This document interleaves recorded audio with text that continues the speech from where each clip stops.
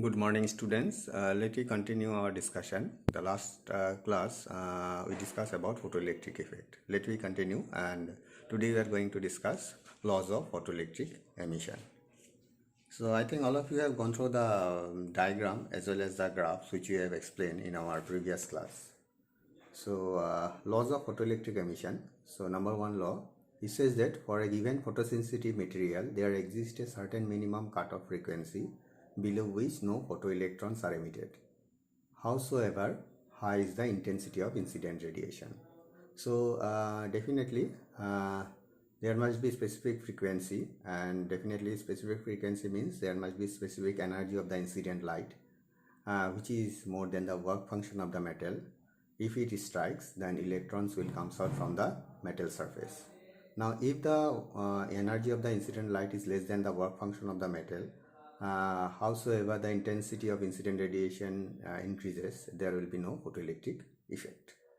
So this is number one law. Number two, the number of photoelectrons emitted per second by a substance is directly proportional to the intensity of incident radiation. If we increase the intensity of incident radiation, then the number of photoelectrons increases, provided the frequency of the incident radiation is greater than the threshold frequency. So again we come back to the work function. If the incident light energy is more than the work function, then electrons will come out from the metal surface. Now number three, above the threshold frequency, the maximum kinetic energy of the emitted photoelectron is independent of the intensity of incident radiation but depends on the frequency of the radiation. Now you see, after coming out from the metal surface, the electrons moves with certain amount of energy, and that amount of energy depends upon the intensity means frequency of the incident radiation. It is not depend on the intensity of the incident radiation, rather the frequency of the incident radiation. Number four, the photoelectric emission is an instantaneous process. Now when light will strikes and the energy of the light is more than the work function of the metal surface, then spontaneously electrons comes out from the metal surface. So the fourth one is your photoelectric emission is an instantaneous process. Now next we are going to define this diagram, Einstein photoelectric emission. So you see in the diagram, we have considered a metal surface. Electron resides at a particular level before striking the light. Now what light will do, light has a specific energy that is E equal to h nu. So with this energy it will strike on the metal surface and it will excite the electrons which is available in the inside the metal. Now when the excitation energy of the electron now what says, it excites the electron, and the excitation energy, if it is more than the work function, then it crosses up the level W naught. So what happened, energy of the incident light h nu gets split up into two ways. One, to loosen the electron and take out the electron from the inside the metal surface to the surface, and that is nothing but the work function W naught. Now once the electron resides on the surface, then if the energy of the incident light is more than the work function, then rest amount of energy helps to move the electron with the energy which is nothing but the kinetic energy, that is half mv square. So you can say the energy of the incident light is split up in two ways. One to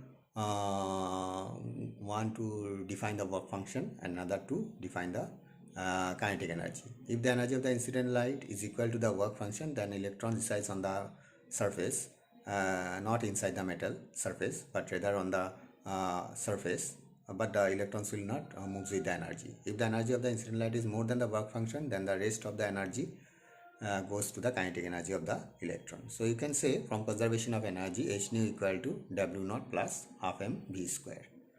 So where W naught is the work function and W naught equal to h nu naught, where nu naught is the cutoff frequency.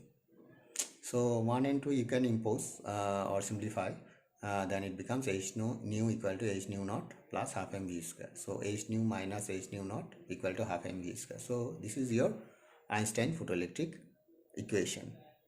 Now this equation it can be used to define the Planck's constant as well as the charge of the electron. So equation is here, h nu equal to h nu naught plus half mv square. So half mv square equal to EV.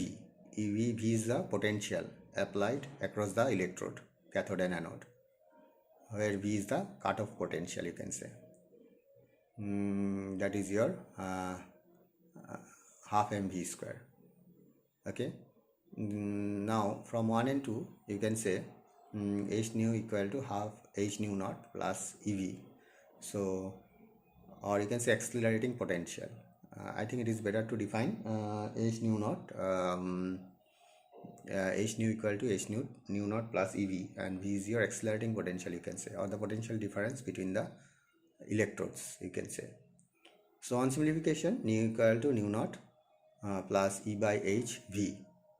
So you see this equation is similar with the equation of this type, y equal to mx plus c, and y is your nu, m is your e by h, and x is your v, and c is your nu naught. So if you plot the graph nu versus v, then it becomes a straight line. So there is an intercept and there is a slope. Slope is your delta nu by delta v, and intercept is your nu naught. So slope equal to, you can say, e by h. So if you want to know the charge of an electron, then h into slope gives you the charge of the electron, and if you want to know the Planck's constant h, then it is your nu naught h, or you can say h equal to w naught by intercept. So this equation can be used to define the slope as well as intercept, and from slope and intercept we can define charge as well as Planck's constant. So you can say EV, kinetic energy, half mv squares, and V is the accelerating potential, or the potential difference between the electrodes, cathode and anode. Please check out the diagram which we have discussed in our last class, then it becomes more clear. So these equations are very important. Sometime in exam it is asked to define the charge of the electron, and slope is given, so you have to multiply with Planck's constant, or Planck's constant you have to define. For that you have to divide charge by the slope. So similarly from intercept you can define the work function as well as Planck's constant. So please go through and try to find out your doubts. This chapter is very important in the sense, and it is easy, and many questions used to come in your exam basically. So if you go through this chapter, I think 3-4 marks you will earn in the exam. So this is all about. Please go through and try to find out your doubts. Thank you.